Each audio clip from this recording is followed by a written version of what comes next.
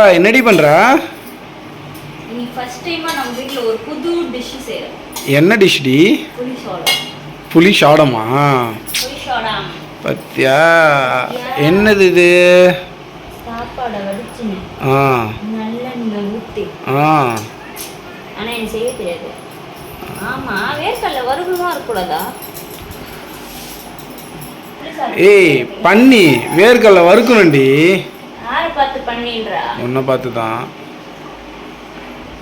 என்ன? வா, புளி சாதத்துல உப்பு அள்ளி போட்டு. எதுக்கு வறுத்த வேர்க்கடலை தான் வாங்கிட்டு வந்திருக்கேன். இதெல்லாம் வேர்க்கடலை வறுக்கணுமான்னு வேற கேட்குற? நான் திரும்பி வறுத்துட்டேனே. அதுதான் கீழெல்லாம் சிந்து சாப்பாடு. அததான் என்னடி? சரி விடு, ஒன்றும் பிரச்சனை இல்லை.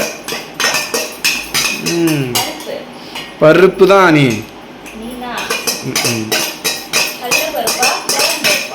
உளுத்தம் பருப்பு.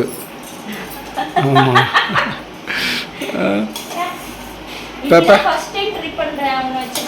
அதுதான் நான் தானே எலி. இந்த பாருங்க ஃப்ரெண்ட்ஸ், புளி சாதம் புளி சாதம் சரி ரெடி பண்ணுறாங்களாம்.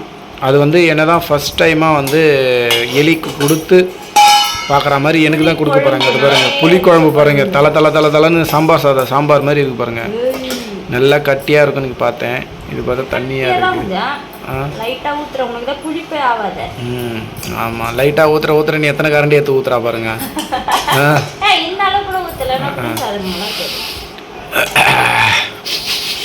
என்னமோ வாசனை அதிகமாக வருது. அது மூக்கா இருந்தால் தானே வர்றதுக்கு. எவ்வளோ நேரம்?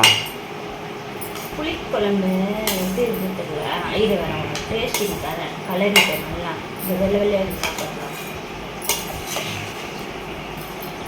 சீக்கிரம் கலரு பாப்பா, பசிக்குது இல்ல? இன்னும் ஹொய் மாடு மேய்க்கிற? ஹொய் நாங்களும் மேய்ப்போம் மாடு. என்னடி குழம்பு சாதம் மாதிரி இருக்குது, புளி சாதம் மாதிரி பார்த்தா. ஃபர்ஸ்ட் டைம் செய்யும்போது அப்படி இப்படின்னா இருக்கும், அட்ஜஸ்ட் பண்ணி சாப்பிடணும். சரிங்க மேடம்.